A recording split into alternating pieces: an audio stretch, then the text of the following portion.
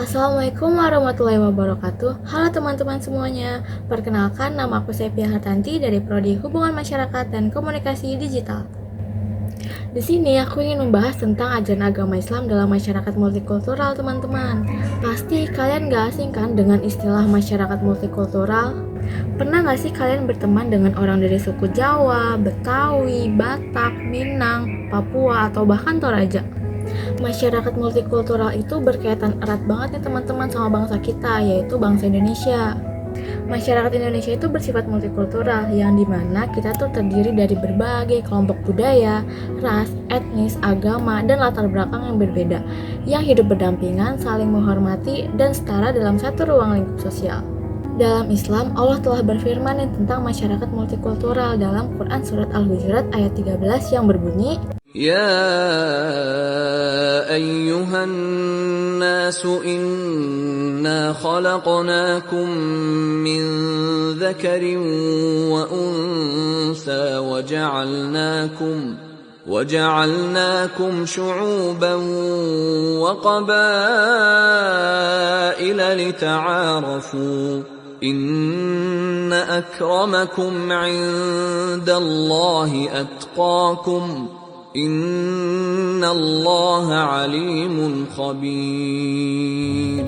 Surat ini menjelaskan bahwa mereka manusia diciptakan dari laki-laki dan perempuan yang sama, yaitu Adam dan Hawa, yang kemudian diciptakan berbangsa-bangsa, bersuku-suku agar saling mengenal, bukan untuk saling membanggakan atau membenci. Masyarakat multikultural dalam Islam dipandang sebagai sunatullah atau hukum alam yang diakui dan dihargai, dengan landasan nilai-nilai seperti keadilan, persamaan, dan toleransi atau tasamuh. Bukan sebagai ancaman, melainkan sebagai peluang untuk saling mengenal dan memperkaya kehidupan. Sebenarnya kita sebagai manusia itu saling bersaudara, teman-teman. Gimana tuh maksudnya? Islam membagi 3 persaudaraan yang disebut ukhuwah. Apa ya ukhuwah? Ukhuwah berarti persaudaraan. Secara etimologi, ukhuwah berasal dari kata dasar yang berarti bersaudara. Dalam Al-Quran memiliki arti sebagai saudara kandung atau saudara keturunan, saudara yang dijalin oleh ikatan keluarga, saudara dalam arti sebangsa walaupun tidak seagama, dan saudara semasyarakat walaupun selisih paham. Ukhuwah terbagi dalam 3 kategori. Yang pertama, ukhuwah Islamiyah. Yang kedua, ukhuwah Insaniyah. Dan yang terakhir itu ada ukhuwah Watoniyah. Kita bahas satu-satu yuk. Ukhuwah Islamiyah. Ukhuwah Islamiyah adalah ikatan persaudaraan yang terbentuk karena kesamaan akidah atau keyakinan, yaitu Islam, sebagaimana firman-Nya dalam Quran Surat Al-Hujurat ayat 10 yang berbunyi, Innamal mu'minuna ikhwatun fa'aslihu baina akhawaykum wattaqullaha la'allakum turhamun. Sesungguhnya orang-orang mukmin itu bersaudara, karena itu damaikanlah antara kedua saudaramu yang berselisih dan bertakwalah kepada Allah agar kamu mendapat rahmat. Ukhuwah Insaniyah. Ukhuwah Insaniyah merupakan bentuk persaudaraan yang berlaku bagi seluruh manusia secara universal, tanpa membedakan ras, agama, suku, atau identitas lainnya.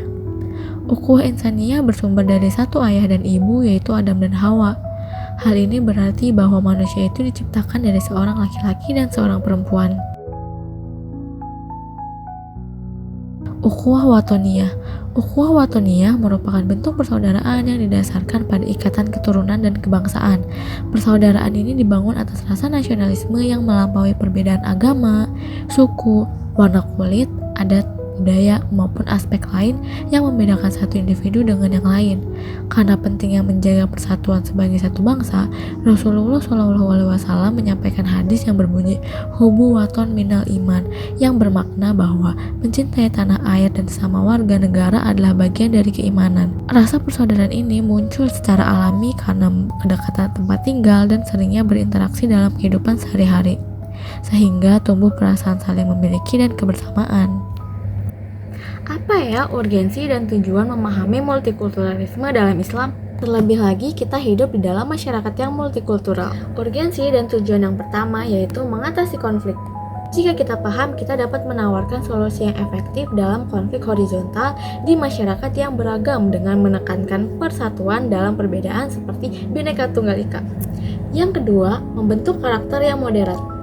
yang dimana kita akan menghasilkan insan yang berkualitas yang mampu hidup berdampingan secara harmonis dan memperkuat integrasi sosial dan bangsa. Lalu bagaimana ya implementasi ajaran agama Islam dalam masyarakat multikultural? Yang pertama, toleransi antar umat beragama atau tasamuh.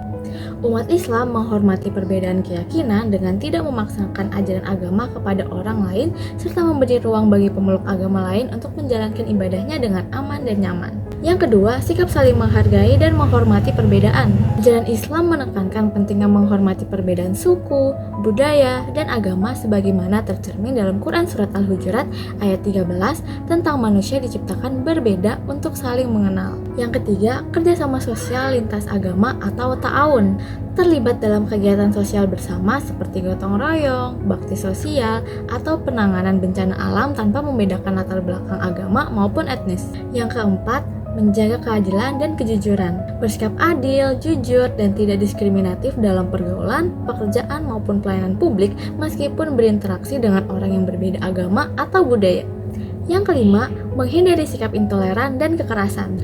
Islam mengajarkan penyelesaian konflik dengan cara damai melalui musyawarah dan dialog, bukan dengan kekerasan atau ujaran kebencian. Yang keenam, berakhlak mulia dalam pergaulan sosial, dengan menunjukkan sikap santun, ramah, dan empati kepada siapapun sehingga kehadiran umat Islam dapat menjadi rahmat bagi seluruh masyarakat atau rahmatan lil alamin. Yang terakhir, menghormati adat dan budaya lokal yang tidak bertentangan dengan ajaran agama Islam.